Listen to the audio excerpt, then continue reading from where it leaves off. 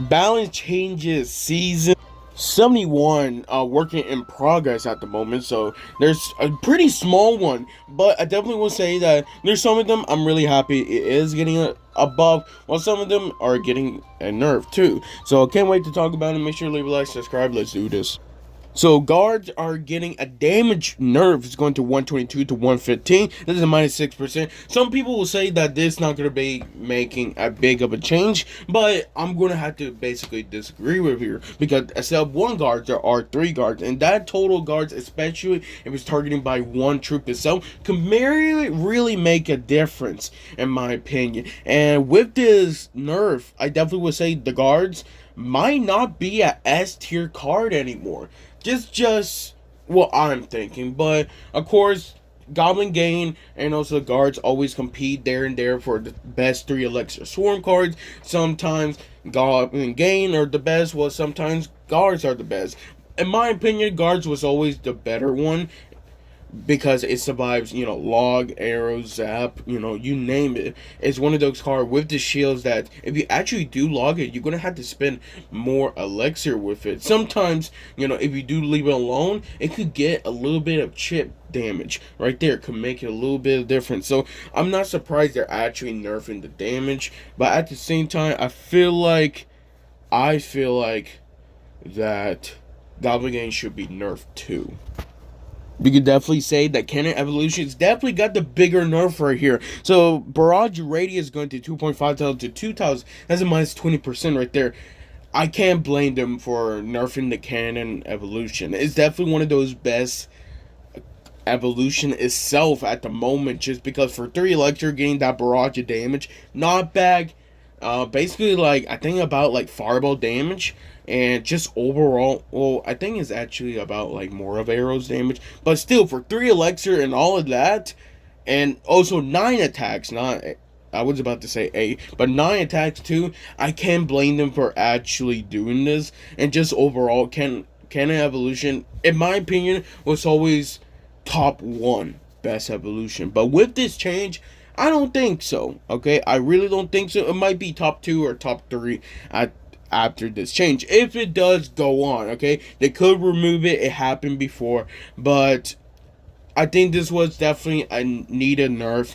Cannon was always doing really great, and Cannon Evolution was still basically doing as much good. So I can't blame them for nerfing it. So this is actually a great change. But P.E.K.K.A Evolution, one of the worst evolutions at the moment, is getting a buff from every small, medium, and large kill. So heal per small kill is going to 142 to 160, while heal per medium kill going to 282 to 318, and then you also got the large kill 565 to 638. That's a plus 13% all around. And overall, I definitely will say this is definitely a great change right there.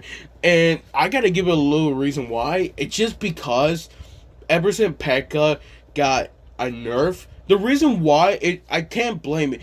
Ever since they decided to buff the P.E.K.K.A by giving its range, going to 1.2 tower to 1.6 tower, definitely made a huge change. But I feel like after they nerfed that, and I got a tag too from this one, because I say it was going to get nerfed. It was not going to be, top 3. I don't even think it was going to be like, middle tier. I think it was going to be one of the worst evolution, and a lot of people did not like that, how I say, but I was, not to be rude, I was basically right, because it did change, the usage change, and just overall people winning, it also changed too. But I can't blame them for buffing it, and this is definitely a really great buff for it, because then people can use that P.E.K.K.A Evolution who did got it during that season. I got it actually last season, and or I think like the next season before that. But this is definitely one of the good changes I definitely needed. So that was really great. So definitely for Royal Chef, actually, it's going to 2,703 to 2,921. That's a plus 8%. And this will be making the second highest hit points tower troop after this change. This is a great change. I don't think they should change it. I really don't think so. But honestly, there's some cards that I think it really needs a buff. And definitely, you could definitely say with the Dagger Duchess actually got a nerf, a damage nerf. That definitely was going to change it.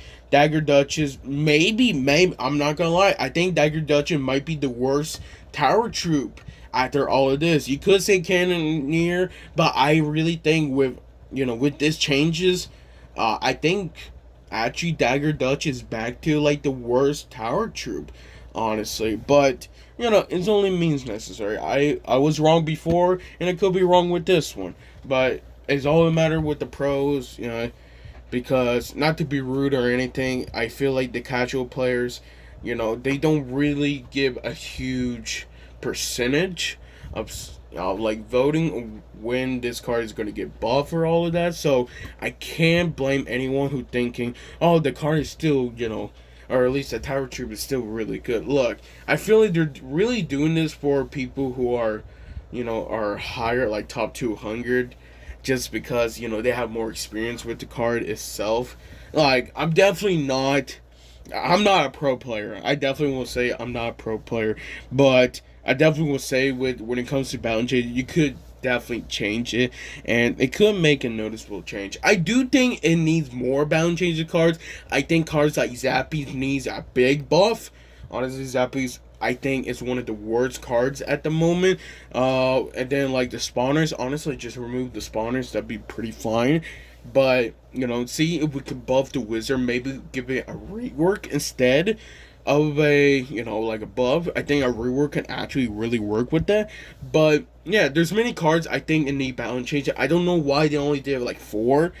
But for other things that I see in the comments down below, some people's thinking that P.E.K.K.A. evolution is still gonna suck after this. I can't blame them if they really think so. And then some people saying that Prince needs a nerf. Now, in my honest opinion, I feel like I'm gonna be real. I don't think it needs a nerf. I think the problem is if people who say it needs a nerf are people who don't have good counters with the Prince itself, okay? I don't see Prince as that powerful. I say he's an A tier, but I don't see the Prince as so powerful and needs a nerf. I feel like the problem is, it's like a mid-ladder menaces with the Mega Knight itself. I feel like the only reason why you're saying Prince is getting nerfed, it's just because you're using cards that doesn't really counter the Prince itself. And then Dagger Duchess actually countered the Prince really good, if it gets some good damage right there. But of course it got nerfed, and I can't really defend much about the Prince. I do think that they decided to nerf it. I can't blame it, okay? But I don't think it's, that important, okay?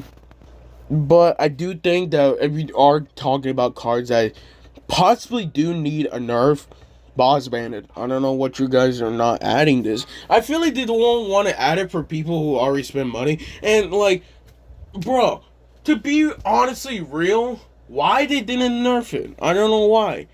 It's one of those best cards, and it's only best card because that's the reason why people are using guards. Are they not understanding? That's the reason why people are using guards to counter the Boss Bandit. It's a really great counter. So I don't know why they didn't actually, they're going to nerf it. I don't know. I really don't know. But, I don't know. I don't know. Have a great day. I see you guys next time.